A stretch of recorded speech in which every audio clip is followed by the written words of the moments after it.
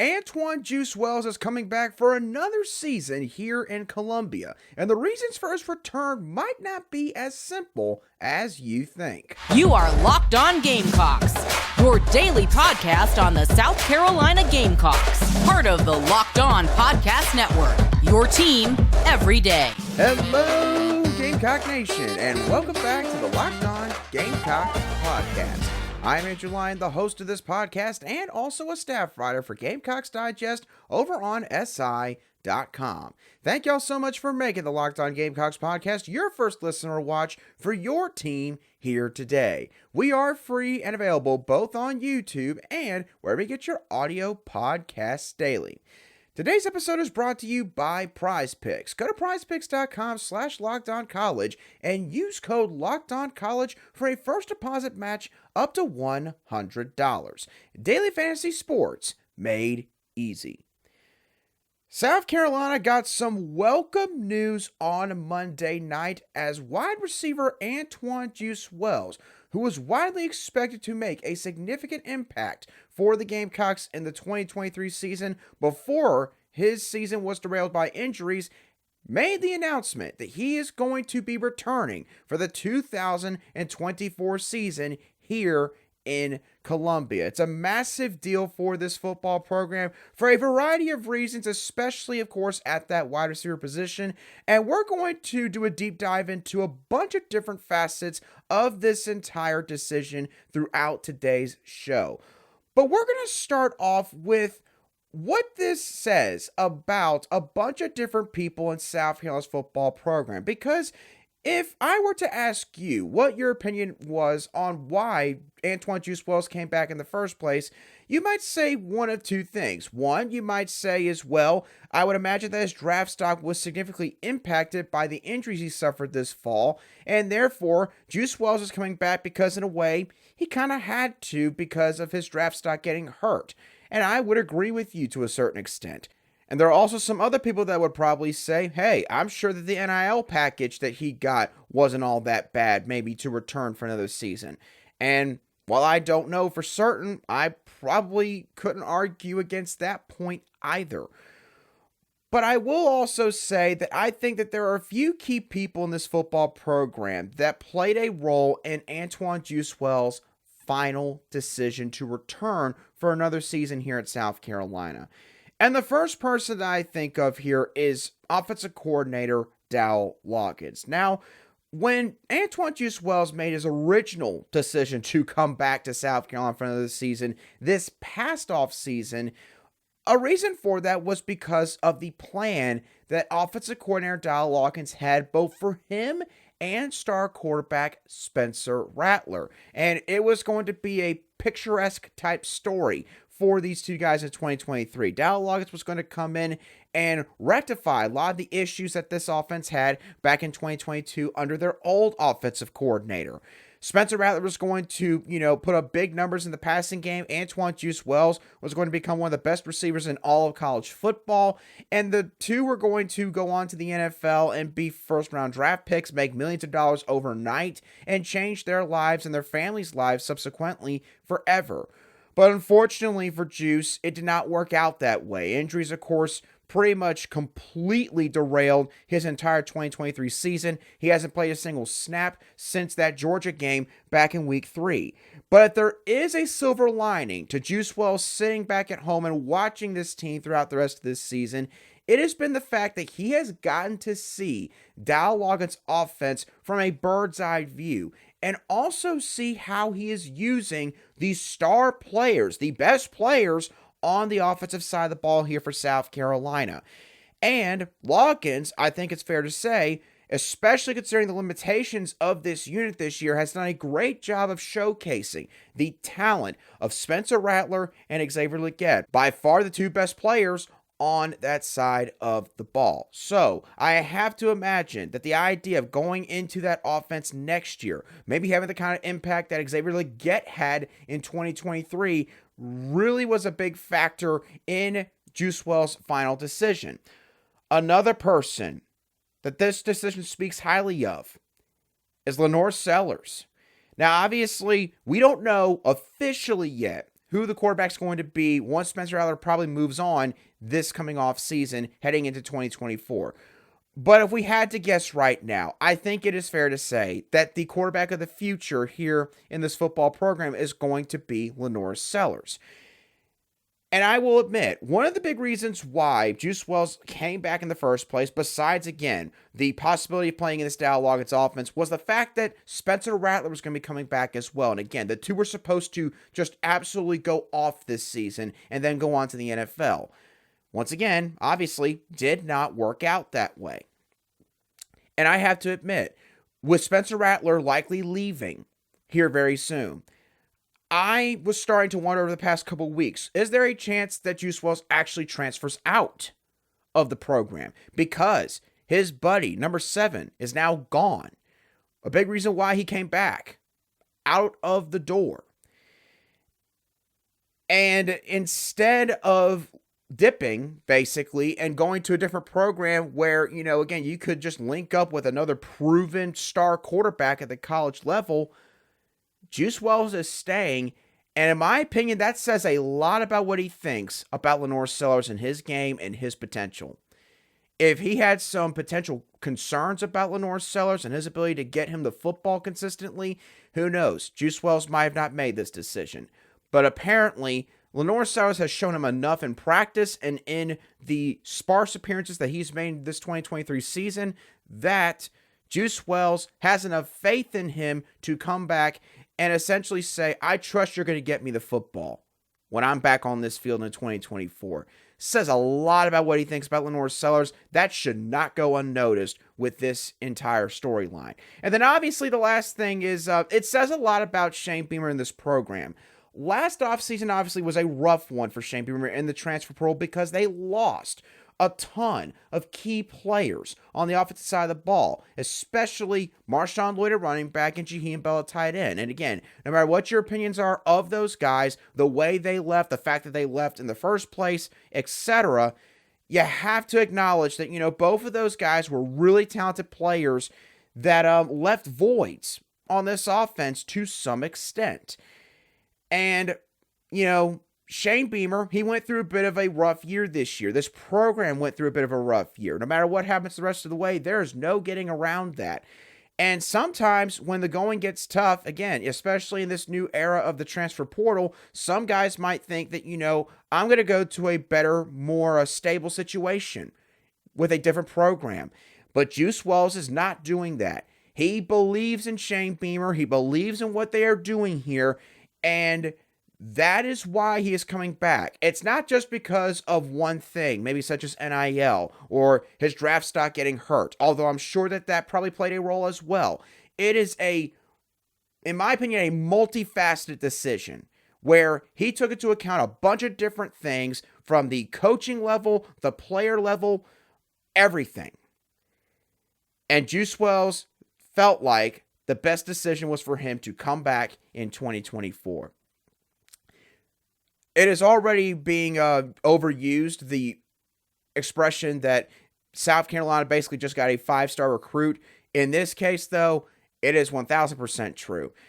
And when you look at how the wide receiver room was going to look heading into next year if they didn't have Juice Wells coming back, it is a big deal for that group.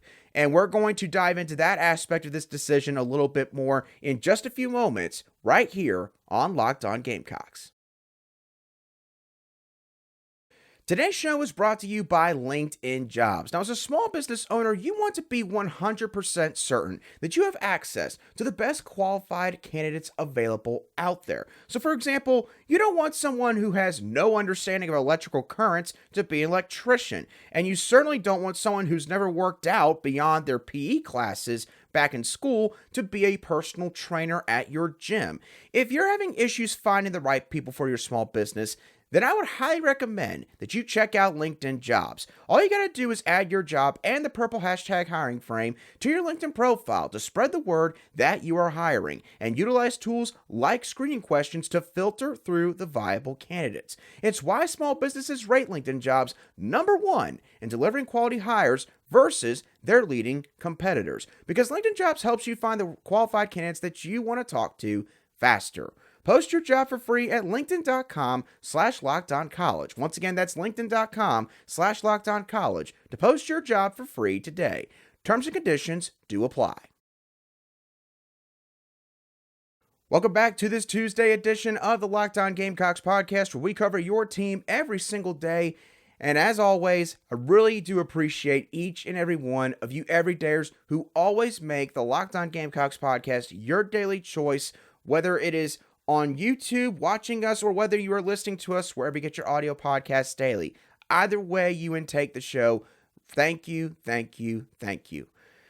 Now, getting back to Juice Wells' decision and the impact it has specifically on the wide receiver room.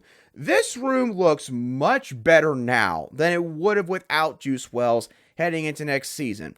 And that is for obvious reasons, because when you get a guy like Juice Wells to come back to your program for another season, you're getting a bona fide number one wide receiver, not just from a skill set standpoint, but also from a mentality standpoint, and also from a proven production standpoint. South Carolina is getting all of that in one package with Antwane Juice Wells coming back.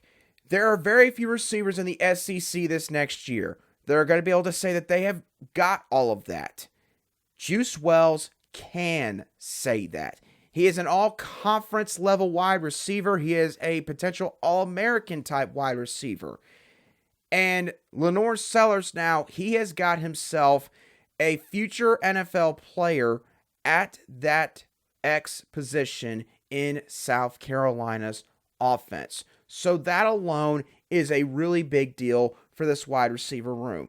Because you look at the rest of this room, and there are certainly some pieces, but behind Juice Wells, some guys, they still got to do a little bit more, or they're just not proven yet. You look at a guy like Nicholas Harper. Obviously, he's gotten increased amounts of snaps as the 2023 season has continued to progress. And as I'll dive into a little bit more, he's still got a ways to go in terms of his development. And then you look at Mazeo Bennett. True freshman, hasn't even gotten onto campus yet. I believe is still playing with Greenville in the state playoffs. I believe at least he is. But Mazeo Bennett, he's going to come right on in, and he's going to be playing that slot wide receiver position, in my opinion. And I think he's going to have a great shot to be a starter there. You got Omega Blake, a guy that, again, he has potential just like Harper, but as I'll get into a little bit more in a few moments, he's somebody that, he still has some growth that he needs to see matriculate on the football field. Tyshawn Russell, again, he's going to be playing that slot wide receiver position, I believe, next year alongside Mazeo Bennett. And you've also got someone like Elijah Caldwell, who got a lot of high praise from guys like Spencer Rattler when the Gamecocks were practicing throughout the summer and heading into fall camp. But Elijah, unfortunately, just wasn't able to really do a whole lot this season. I believe that there was something going on with his shoulder, or one of his shoulders, and so that's kind of why I haven't seen him a whole lot. But I would not rule him out as a guy that could contribute for this team in 2024. But I think you see where I'm going with this part of the conversation. Juice Wells, if he had decided one way or another to move on from South Carolina's football program, the Gamecocks would have been in much more dire straits in terms of having a proven guy out there that is going to get the job done pretty much every single Saturday on the football field. So the last question that I kind of want to dissect, and we're going to do this in a bit more detail and analysis in a couple moments, is are the Gamecocks set at wide receiver now for next season with Juice Wells coming back? In my opinion, the answer is no. And I'm going to explain my reasoning why a little bit more in just a few moments right here on Locked On Gamecocks.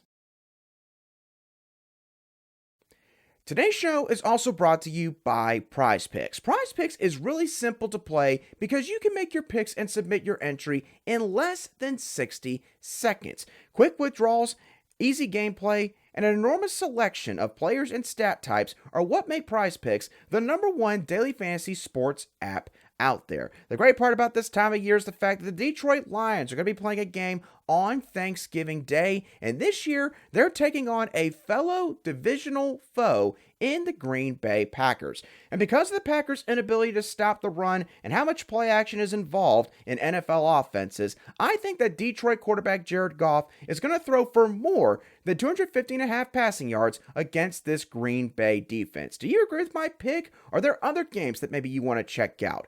If so, then go to prizepicks.com/lockedoncollege and use code LOCKEDONCollege for a first deposit match up to $100. Again, that's prizepicks.com/lockedoncollege and promo code LOCKEDONCollege for a first deposit match up to $100. PrizePicks, daily fantasy sports made easy. Welcome back to today's edition of the Locked On Gamecocks podcast. We cover your South Carolina Gamecocks every single day in just 30 minutes.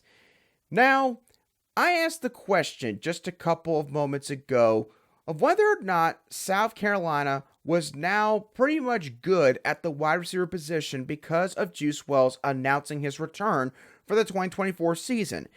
And I went ahead and answered the question saying no. And I know that some people are going to maybe push back against that notion a little bit, and you're going to probably point to somebody like Nicholas Harbor or Omega Blake and say, well, Andrew, both of those guys, I feel like, or one of those guys, could be capable of stepping up into a wide receiver 2 type role in this offense and helping out Antwane Juice Wells this next season. I don't fully agree with that, at least if you have that opinion about Nicholas Harbor and or Omega Blake. And here's why. With Nicholas Harbor, and I know that we've discussed this already during the 2023 season, I understand he's a big towering target out wide. I know that he has got basically 4.3 speed in terms of his 40-yard dash and all that. But Nicholas Harbor is still pretty doggone green at the wide receiver position. He's still got a lot of work to do at that spot before he can become a starter in this offense. He still needs to work on making catches consistently when he doesn't even have someone right on top of him. He has still got to work on how to create separation whenever he is running a route and he actually has a defensive back that's sticking with him. He's got to also learn how to beat man press coverage. You would be a bit surprised at how many teams are willing to basically press him at the line because of his inexperience at wide receiver. I know some of you just think that he can just go out there and just run past the guy. That's not the way the wide receiver position works. And so I don't think that even with a full season under his belt, Nicholas Harbor is going to be ready for that kind of role just yet. I think he still needs another season as a rotational piece before maybe in his third year, he can make that leap and take that next step and be a starter in this offense. Omega Blake, in my opinion, Omega Blake is a complete wild card out of this wide receiver room heading into the 2024 offseason, or 2023 offseason heading into the 2024 season. Omega Blake, in my opinion, honestly, kind of now has the reputation that Xavier Legette used to have on this team. And that is the reputation of a wide receiver that has skills, that has shown flashes of being a guy that could really help out in this offense, but has just not been able to put it all together consistently week in and week out. That was Xavier Legette up until literally this year. It took Xavier Legette 5 college football seasons to finally put it all together. Omega Blake now, he's going to be going into his 4th or 5th season himself in 2024 on this roster. I believe it's going to be his 4th year. And I see the same exact thing with Omega Blake. Maybe he's not quite the athlete that Xavier Legette is, but he is pretty doggone athletic. He can get out into space. He can make really good catches. And he has had a couple of solid games. He had a really good game against Georgia earlier this year. I believe he was the leading receiver, or the second leading receiver on the team that day. He has potential. here's the thing that we still have to come to grips with. We cannot just expect that O'Mega Blake is going to make some sort of massive jump next year. He very well could. He could end up being one of the most touted names on this offense this entire offseason that's coming up. And it, quite frankly, would not surprise me if that ends up being the case. But although we just saw Xavier Legette do what some deem to be dang near impossible, which is go from being basically a rotational guy his first 4 years to becoming a superstar his 5th year, we cannot just expect that that is going to happen again with O'Mega Blake. We just can't expect that. So, in my opinion, Shane Beer and the staff, despite Juice Wells coming back, they still have got to get somebody out of the transfer portal to help them at this wide receiver position. And when I say somebody, I don't mean go take a chance on this kid and hope he pans out at South Carolina. I don't mean that. If you're Shane Beer and the staff, in my opinion, you need to go out there and you need to get a proven guy at this wide receiver spot. You need to either go find somebody that has been a first-team all-conference type player at a Power 5 school, or you can use the same kind of strategy that you used with Antwane Juice Wells, go down to the FCS level and find an All-American receiver in those ranks and bring that guy to Columbia.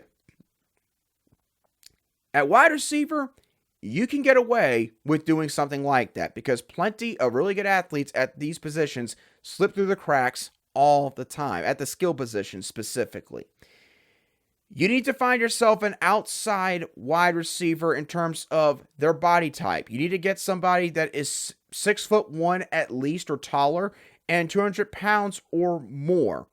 You don't need to get a guy with a small frame to play that other outside wide receiver position. You need somebody with at least a similar size compared to Antwane Juice Wells.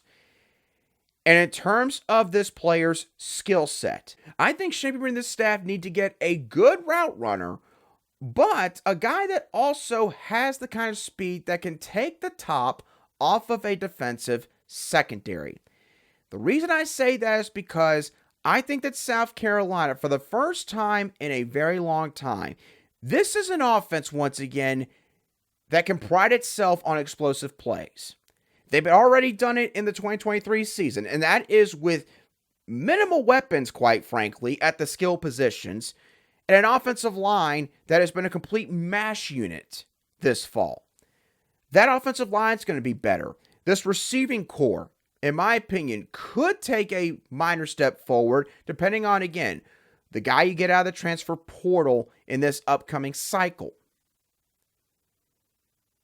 LaNorris Sellers also, if he is your starting quarterback, and again, I'm working under the assumption right now that he probably will be the starting quarterback next season.